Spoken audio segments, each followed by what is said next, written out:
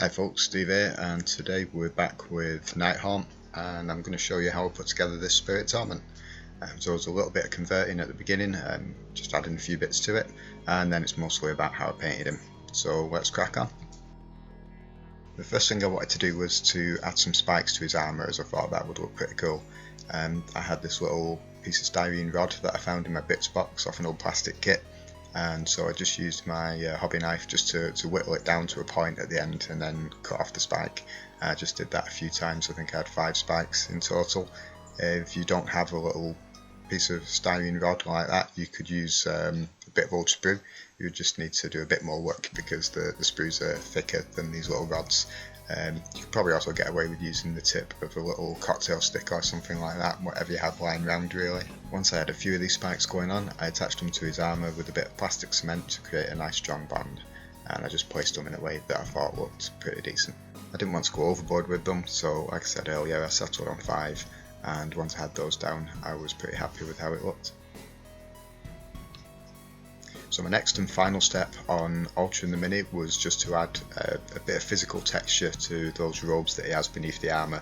They do form a large part of the mini, and I wanted them to look a bit more interesting.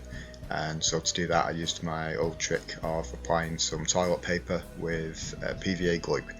I do have a whole video on how I apply texture to minis, and so I'll put a link for that up on the right hand corner if you want to check that out. But yeah, that was the basic process, and then after that I went in and any of the bits that were missed out, or just to sort of smooth and blend them, I used one of the Gamesworkshop texture paints, called a Grell on Earth or something like that. It's basically the crackle paint that creates that cracked mud effect, and so that really helps blend it quite nicely. And you can see I'm not using a lot of it, just a little bit here and there, just to fill in the little patches and just make sure that we've not got any of the smooth plastic underneath showing through. And I recently bought a bottle of Typhus Corrosion for the first time. I've never used that technical paint before, so I decided I was going to try it out on this mini. So I then also added some to the armour, so around the spikes, places like that, and just a few dabs of it around the rest of the mini as well, just to give it a try and see what the effect was like. And that's the mini ready for painting. Once it's dry, I'll give them a quick prime and then we'll be back. Okay, so here's the mini, primed black, dry, ready to paint. Normally I do a zenithal prime on my minis using my airbrush, but this time I decided not to do that because really it's only the robes that are not going to be a metallic colour, and metal always works off a darker base. So what I'm going to do for this is basically a kind of dry brush on the robes, just starting with a white. I think this is Gamesworkshop Corax White. It's actually a nice paint for dry brush, and it's got good coverage. And I've got a really soft makeup brush there that I bought from a pound shop. It's a really good dry brush. And so I'm just going on and I'm just letting that pick up the texture that we've added on previously, and just pick out the upper areas and give us that sense of where the highlights are going to be on the robe, things like that. And it's just a really good and easy way of setting up for painting later, because it makes it easy to see all the bits and sort of read the model well. You can pick out the detail and the texture on it. I'm trying to avoid the armour where I can, but even if you get any overspill at this point, it's not really a big deal, because if you need to, you can always go back in with a black and cover anything up that's too bright.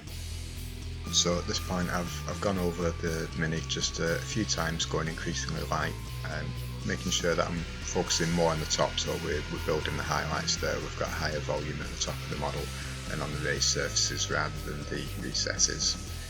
At this point what I'm going to do is just quickly get the metallics done, so that's pretty much the rest of the mini really, apart from his hands. So anything that's metal, his armour, the chains, the keys, the locks, all that, I'm just going in with my basic chainmail paint that I tend to use for everything. So this is just a relatively dark silver colour, and I'm just going to get that all covered now. And then once that's done, we're going to have a pretty good idea of what the overall look of the mini is going to be, because we've got the volume that the highlights will have for the robes, and we've also got a metallic on the metal parts. And before we move on to painting the robes, I just decided to give the metal a quick brown wash, just to start that process of weathering that we'll get to later. For this I used Army Painter Brown Tone, but you can use whatever brown wash you regularly use, so if you've got a Vector shade or anything like that, that works just as well, does exactly the same thing. And I'm just going to apply that all over the armour and the chains, quite heavy with it as well, and just let it settle in, let it do its thing, and that's going to give us a bit of depth into the shadows, and we'll build on that later when we start weathering with some more paints. Okay, so now we're going to start painting the robes, and I'll just show you the colours that I've got on that palette here, 4 colours. So we've got dark blue, dark green, slightly lighter green, and then a bone colour. And I've also got a little bit of 4 improver on the side as well. So it's these 4 colours we're going to work with, and I'm going to be thinning them down quite considerably. Starting off with a combination of the blue, which is a deep sea blue from Vallejo, I think, and Mutation Green, which is also a Vallejo colour. I'm using the big brush for this as well, because we're going to be basically wet blending a lot of this, and a bit of stifling, things like that.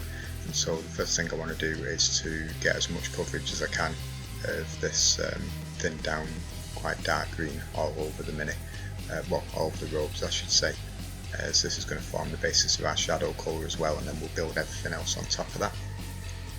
So you can see I'm just going in, starting with the underside first. So that's going to be the main colour of the bit of him underneath anyway, because that's going to be largely in shadow. And I'm just going to work my way through the rest of the mini, just getting all these robes covered with that colour, and then we'll move up to the next one. So you can see I'm moving really quick, and I'm keeping the paint quite wet on him. Once I'm happy, I'm just going to step up to the next green. I think this is actually called Boogey Green. It's a colour from Cote, very similar to Goblin Green, and I'm just going to get that on my brush and just start applying it, and I'm going to focus on areas that are more raised now. So the paint underneath, the darker green, that's still wet, and that's absolutely fine, because what's going to happen as we're going over, this is going to blend very subtly, so it's going to look very nice. It's not going to be a stark change from one green to the other. It's not going to suddenly jump up. So I'm just moving over. You can see they're quite scrappy with it, quite sketchy in style. Not focusing on one area too long, just moving around. Don't want everything to dry, so I'm trying to be quite quick with it. It's just about having fun at this stage, just picking out the areas that you want to be lighter and hitting them with this colour. As soon as I get to a point where I'm happy with that, I'm going to do exactly the same again and jump up, and we're going to add a lighter colour, and we're just going to keep working with it and building it up until we're happy with it. We can always go back if we need to, because we've still got the darker colours on our palette as well, so we can work them back in if we feel that we've jumped up a bit too high at some point. But as I said, with it being quite wet already, the paint, with the previous layer of paint is still quite wet, so the blend should be nice and smooth, because we are basically wet blending at this point. So I'm happy with where I am at the moment, and so I think it's time to get a bit more of that Boogey Green in there, and we're going to go up a stage again.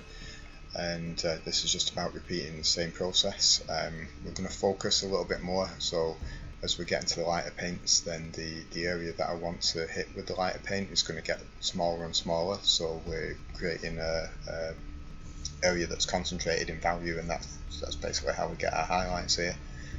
So again, you can see they're focusing now a bit on the sort of the upper edges, the things that are really going to be catching the light more, is where I'm going to start concentrating, and stay away from the lower areas.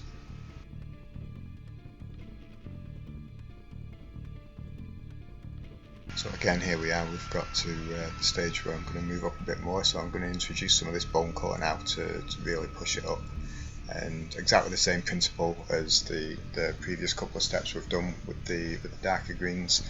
We've got a much lighter green now, so I'm going to start working this in, and again keeping it nice and thin, so I'm still adding 4 improver to the mix, and I'm making sure that I've not got too much on my brush, because I don't want it to all flow out in an uncontrolled way. Even though it's still a big brush and we're still kind of just sort of sketching here, I want to have a measure of control as to where I'm hitting it. And you can see that when I'm moving my brush, I'm doing very light, gentle touches, and it's just a little bit of that kind of erratic movement involved in it. So I'm not doing too many big sweeping brush strokes. I'm doing lots of little touches, mainly with the sort of the point of the brush now. So we're just starting to generate that slight textured look. So we'll continue to do this in further stages, but this is where we're starting off with that now. So we're creating these little dots and dashes and scratches and things like that that are going to show us the actual texture of the robe over several layers and over the rest of the process that we'll go through. Okay, so at this point I've done several passes and I'm quite happy with the colour that's built up there. And so what I'm going to do next is go back to my makeup brush, my dry brush, and get this the lightest green, that kind of bony green colour. It's Army Painter Necrotic Flesh, so it's very much like a bone colour, but it does have a little bit of green in. And so I'm going to get some of that on my dry brush, and I'm going to very gently and carefully start going over the robe. And I want this really to catch the upper surfaces.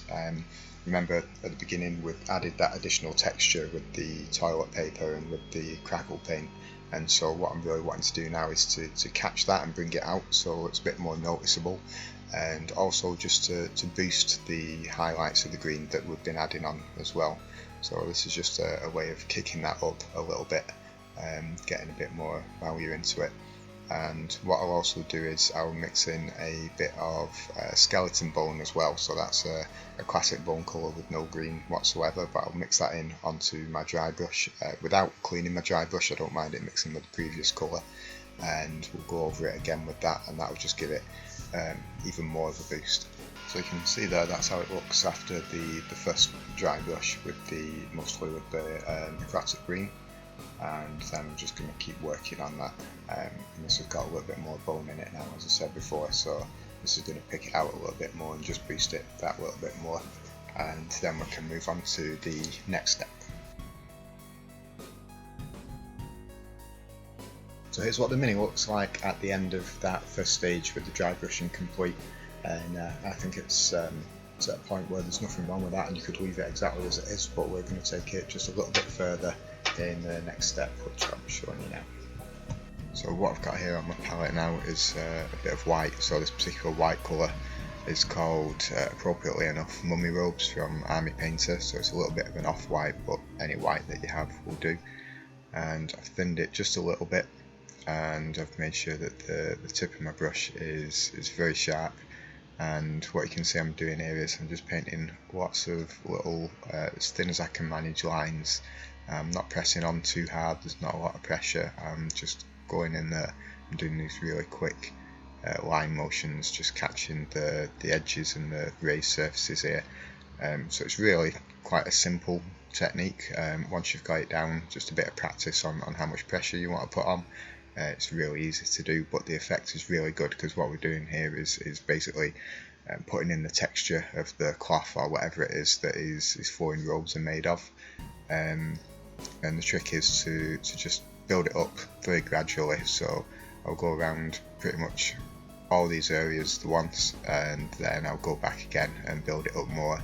And as these lines of paint dry and then new lines overlap, it builds up a really nice texture look to it.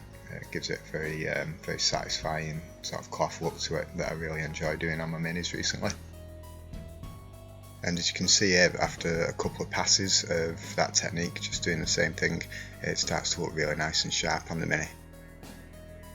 Okay, so I recently did a video on a really easy way to paint rust, which I'll put a link in the corner for you. And we're basically going to use the same techniques and the same ideas in that video to paint the rust on the armour and the other metallic areas on this guy. So we're starting off with a colour, this is Vallejo Leather Brown. And it's really diluted. You can see on my palette how dilute that is, and we're going to basically glaze it on over the majority of the metallic aspects of the mini, and this is just to start building up that rusted weathered metal colour. And being a little bit patchy and inconsistent here is absolutely fine, because that's exactly the kind of look that we're going to build up on the model as we go along. We're then going to move on to this darker brown colour, which is Vallejo Woodgrain. And again, this is quite thin down, and what we're doing with this is running this into all the recesses, so a bit like a panel lining. So we're going to go around with this and reinforce the brown that we've already put in with the lighter leather brown, but this is going to give us a much more darker and aged rusted look. And so this will also concentrate around the spikes and things like that, and gives us a little bit of extra shading, as well as improving the look of the darkness of the rust and weathering on the model.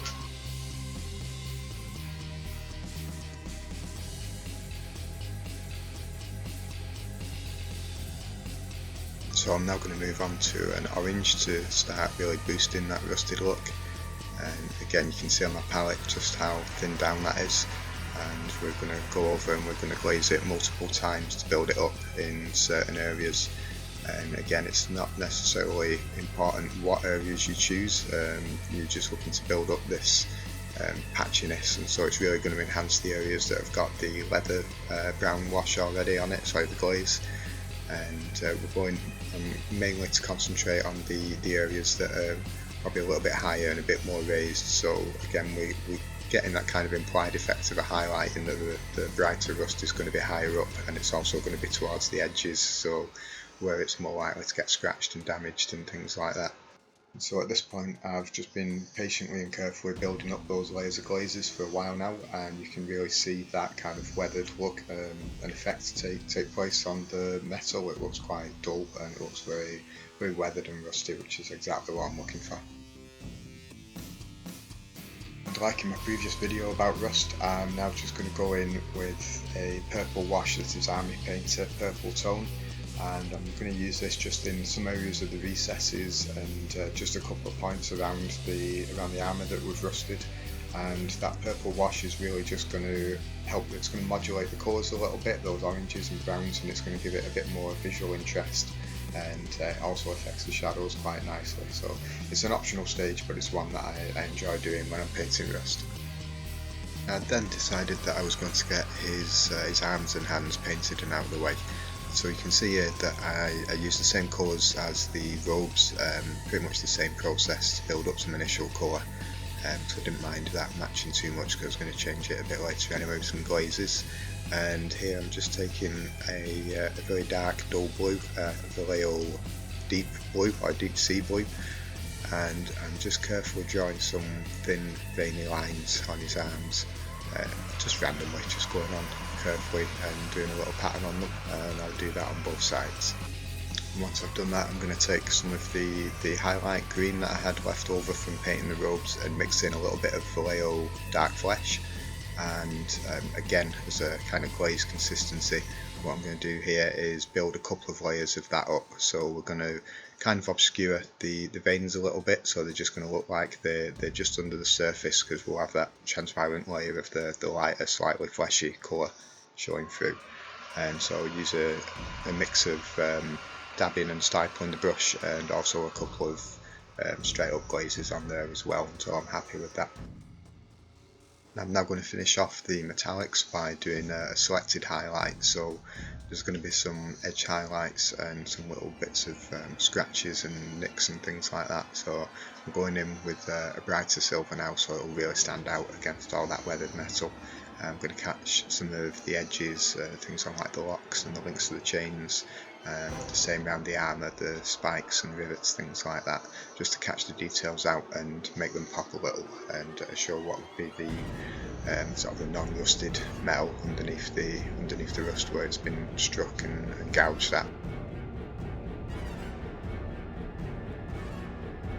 You can see here on the mini where I've focused a lot of the dents and scratches and things with that brighter silver on the upper parts of the armour, so that's really making that stand out and pop. There's a nice bit of contrast there with the really weathered metal underneath. And here we have the finished mini. So please let me know if you like and enjoyed this. It really helps the channel if I get feedback, and I hope you found it useful. That's all for now, so I'll see you next time. Thanks very much. Bye.